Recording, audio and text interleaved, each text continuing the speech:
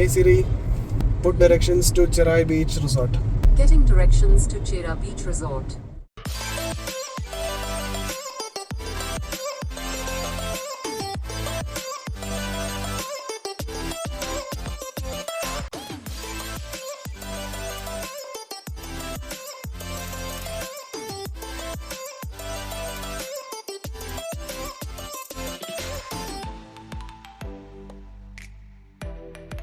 Hello guys, good morning. എന്തൊക്കെയുണ്ട് വിശേഷം? എല്ലാവർക്കും സുഖമാണോ? ഞങ്ങളിവിടെ സുഖമായിട്ടിരിക്കുന്നു കേട്ടോ. ഇന്ന് നമ്മളൊരു സ്റ്റേക്കേഷന് വേണ്ടിയിട്ട് കൊച്ചി വൈപ്പൻ ഐലാൻഡിലുള്ള ചെറായി ബീച്ച് റിസോർട്ടിലേക്കാണ് കേട്ടോ പോകുന്നത്. അവിടുത്തെ അക്കോമഡേഷൻ, കോംപ്ലിമെന്ററി ബ്രേക്ക്ഫാസ്റ്റ്, ടാരിഫ്, മറ്റ് അമ്യൂണിറ്റീസ് എല്ലാം ഈ വീഡിയോയിൽ നിങ്ങൾക്ക് കാണിച്ചു തരുന്നുണ്ട്. അവരെ ചെക്കിംഗ് ടൈം വരുന്നത് 2 മണിയാണ്. നമ്മൾ അവിടെ എത്തുമ്പോഴേക്കും 4 മണി ആയിട്ടുണ്ടായിരുന്നു. നമ്മൾ ഓൾറെഡി booking.com വഴി ഓൺലൈനിൽ ബുക്ക് ചെയ്തിട്ടുണ്ടായിരുന്നു ആൻഡ് ഹോട്ടലിൽ വിളിച്ച് കൺഫേമും ചെയ്തിട്ടുണ്ടായിരുന്നു നമ്മൾ ഉറപ്പായിട്ടും വരുമെന്ന്. പക്ഷെ പേയ്മെന്റ് ചെയ്തിട്ടുണ്ടായിരുന്നില്ല കേട്ടോ. പേ അറ്റ് ഹോട്ടലാണ് കൊടുത്തിട്ടുണ്ടായിരുന്നത്. അവിടെ അത്യാവശ്യം പാർക്കിംഗ് സ്പേസ് ഉണ്ടായിരുന്നു. അപ്പോൾ നമ്മുടെ ഓൺ വെഹിക്കിളിലാണ് പോകണമെങ്കിൽ അവിടെ പാർക്കും ചെയ്യാം. പിന്നെ ഞങ്ങൾ പെട്ടിയും കിടക്കൊക്കെ എടുത്തിട്ട് ഇറങ്ങി. ഒരു വിൻറ്റേജ് വൈബിലാണ് കേട്ടോ ഈ റിസോർട്ട് ഉള്ളത്.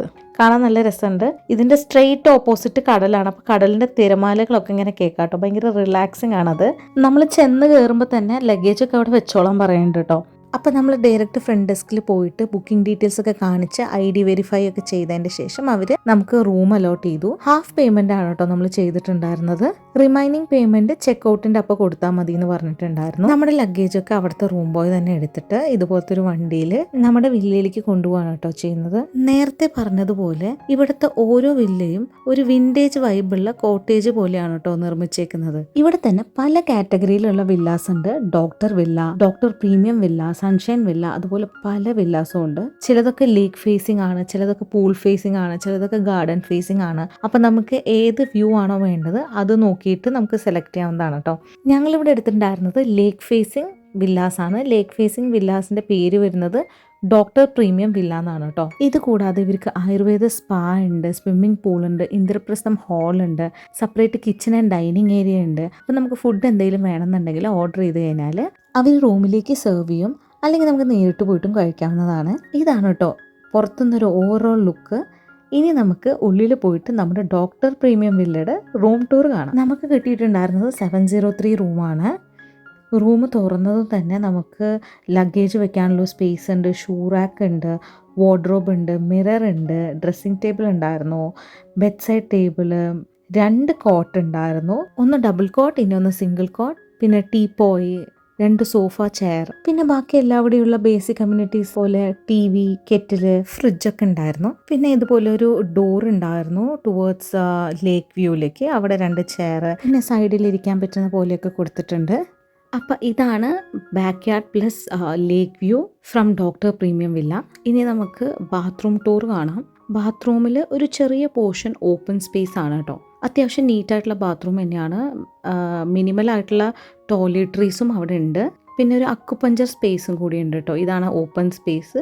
താഴെ ഇതുപോലെ അക്കുപഞ്ചർ സ്പേസ്. രാത്രി നല്ല മഴയുണ്ടായിരുന്നു.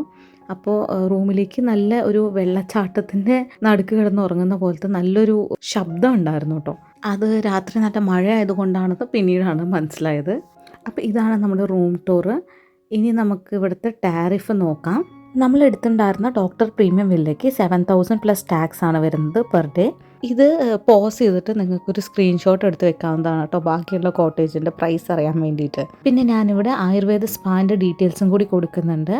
ഇതിലേതെങ്കിലും സെഷനോ തെറപ്പിയോ നമുക്ക് വേണമെന്നുണ്ടെങ്കിൽ നമ്മൾ പ്രീ ബുക്ക് ചെയ്യേണ്ടതായിട്ടുണ്ട്. അപ്പോൾ റൂം ബുക്ക് ചെയ്യുമ്പോൾ തന്നെ ഇത് പ്രീ ബുക്ക് ചെയ്ത് വെക്കുക. പിന്നെ ഫ്രിഡ്ജ് ഉള്ളത് ഈ കോഫി ടേബിളിൻ്റെ താഴെയാണ് കേട്ടോ. അപ്പോൾ ഞാൻ ഈ ടാരിഫൊക്കെ കാണിക്കുമ്പോൾ നിങ്ങൾക്ക് തോന്നും ഇതിൽ വല്ല പെയ്ഡ് പ്രൊമോഷനും ഉണ്ടോയെന്ന്. ഇത് പെയ്ഡ് പ്രൊമോഷനൊന്നുമല്ല, ഞങ്ങളായിട്ട് ബുക്ക് ചെയ്തിട്ട് ഇവിടെ നിങ്ങൾക്ക് വേണ്ടി ഷെയർ ചെയ്യാമെന്ന് മാത്രം. ഇനി നമ്മൾ പോകുന്നത് അവരുടെ പൂൾ ഏരിയയിലേക്കാണ്. പൂളിൻ്റെ ടൈമിംഗ് വരുന്നത് മോർണിംഗ് 9 to ഈവനിങ് 6 വരെക്കാണ്. ഞങ്ങൾ പൂളിൽ എത്തുമ്പോൾ തന്നെ അറൗണ്ട് 5:30 ഒക്കെ ആയിട്ടുണ്ടായിരുന്നു കേട്ടോ. ആക്ച്വലി ഈ ഒരു റിസോർട്ട് തന്നെ ഭയങ്കര സൈലൻ്റ് ആയിരുന്നു. ഇതിൽ ബാക്കിയുള്ള കോട്ടേജിൽ ആൾക്കാരുണ്ടോയെന്ന് പോലും അറിയുന്നുണ്ടായിരുന്നില്ല. പക്ഷെ പിന്നീടാണ് അറിയുന്നത് കേട്ടോ, കോട്ടേജ് ഫുള്ളാണ്. 6 മണിക്ക് ശേഷം ഒരുപാട് പേര് പൂളിൽ വന്ന് പൂള് തന്നെ ഫുള്ളായിരുന്നു. അപ്പോൾ ഇതാണ് നമ്മുടെ റിസോർട്ടിൻ്റെ നൈറ്റ് വ്യൂ. നൈറ്റ് വ്യൂ കുറച്ച് ഒരു ഹൊറർ ലുക്ക് ഉണ്ടായിരുന്നു കേട്ടോ, പക്ഷേ ഒരു അടിപൊളി റിലാക്സിങ് മോഡാണ്. അപ്പോൾ നമ്മൾ രാത്രി ഒന്ന് പുറത്തിറങ്ങിയിട്ടുണ്ട്, ബീച്ചൊക്കെ ഒന്ന് കറങ്ങി ഡിന്നറൊക്കെ കഴിച്ചിട്ട് വരാമെന്ന് പറഞ്ഞിട്ട്. പക്ഷെ ബീച്ചിൽ ഇത്ര തിരക്കുണ്ടാവും എന്ന് അറിഞ്ഞില്ല.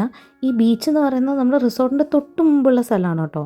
നമ്മളൊന്ന് കാറെടുത്ത് ഇറങ്ങിയെന്ന് മാത്രം ഭയങ്കര ക്രൗഡഡ് ആയിരുന്നു. ഇത്രയും ക്രൗഡഡ് ആണെന്ന് പ്രതീക്ഷിച്ചില്ല.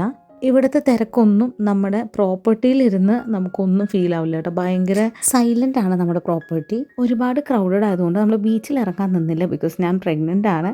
അപ്പോൾ തിക്കും തിരക്കിലൊന്നും പെടാതെ നാളെ മോർണിംഗ് ബീച്ചിലേക്ക് ഇറങ്ങാമെന്ന് വിചാരിച്ചു. ഇപ്പം നമുക്ക് ഡിന്നർ കഴിച്ചിട്ട് റൂമിലേക്ക് പോയി നാളെ കാലത്തെ വിശേഷങ്ങൾ കാണാം. അപ്പോൾ വെൽക്കം ടു ഡേ 2.